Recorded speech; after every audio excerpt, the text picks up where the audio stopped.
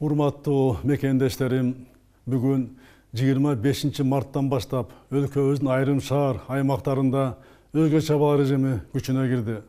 Ушуга байланыштуу сиздерге кайрылып жатам. Дүйнөдө коронавирус инфекция тарай баштаган мезгилден тартып, кырдаалды көзөмөлгө алганбыз.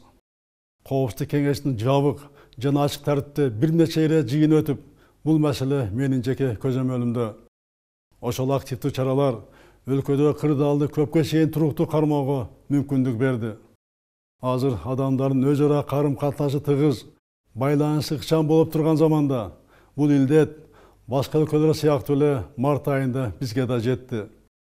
Коронавирус илдетинин жайылышына жол бербөө үчүн өткөнүн бүткүл аймагына 22 марттан тарта өзгөчө кырдаал режимин киргиздик.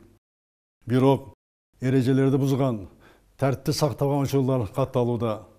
Коронавирусту жайылтпоо үчүн мындан да катуу чараларды кабыл алуу зарылдыгы жаралды. Ошондуктан конституциялык укугума таянып, Жалал-Абад, Ош, Бишкек шаарларына жана Сузактын Оокат Кара Суу райондоруна 25 марттан 15 апрелге чейин өзгөчө абал киргизүү жөнүндө жарлыкка кол койдум. Жарлыкка ылайык жарандарыбыздын журум-турумун, мекемелердин иштөөсүнүн өзгөчө режими киргизилет. Милдеттүү түрдө санитардык эпидемиологиялык иш-чаралар өткөрүлөт. Урматтуу мекендештерим, өлкөдөгү өзгөчө кырдаал жана аталган аймактардагы өзгөчө абал жашоо турмушубузда айрым ыңгайсыздыкты, бир кыйла чектөөлөрдү жаратат.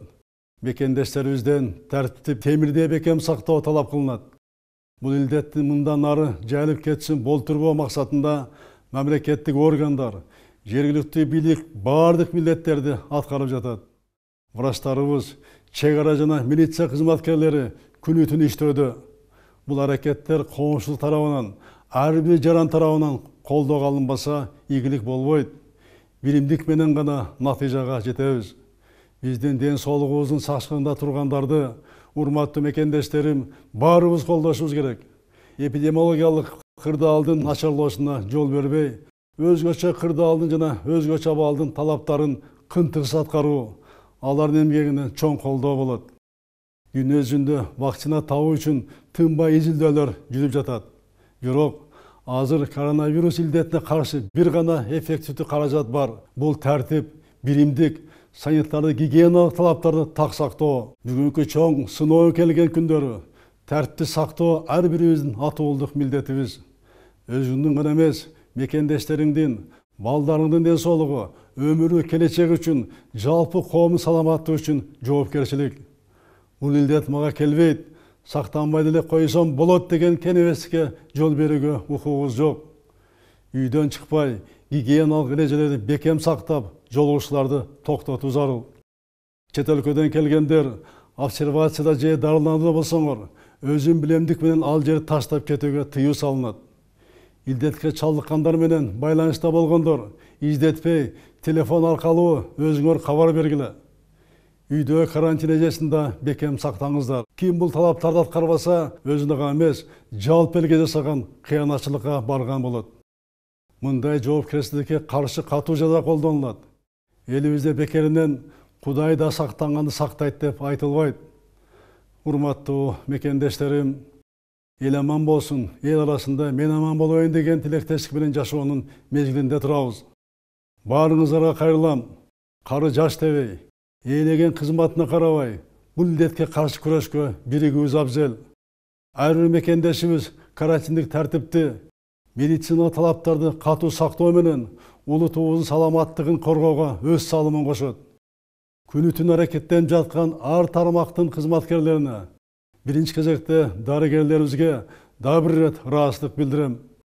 Алгачкы күндөрү медиктерибиздин ишин камсыздоо боюнча кемчиликтер болгон, андан кабардармын. Республикалык штаб кырдаалды жолго коюуда. Урматтуу дарыгерлер, сиздердин күйүп жанып, башкаларга ишеним берген эмгегиңерди жалпы журтубуз бийик баалайт.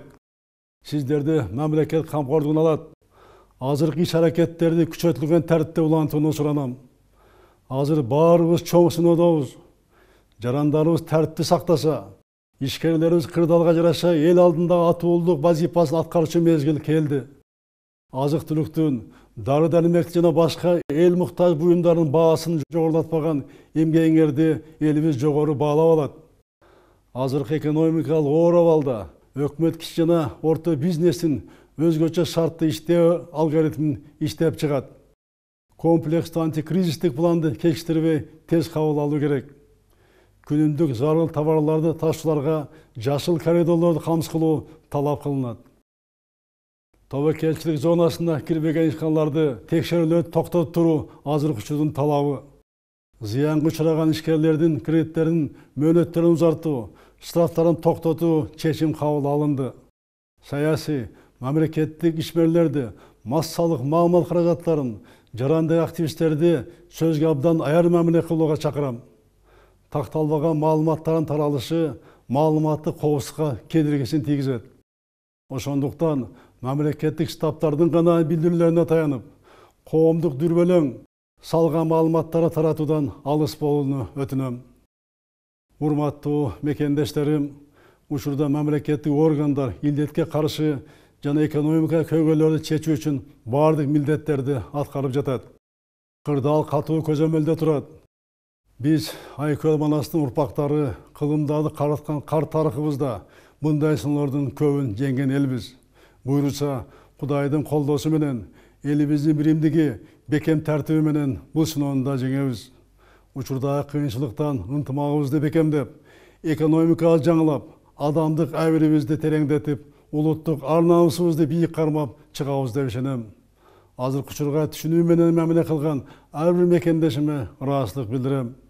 Сүйүктүү Кыргызстаныбызды жараткан Кудайым өзү колдоп, элибизде аманчылык, жергебизде тынчтык болсун.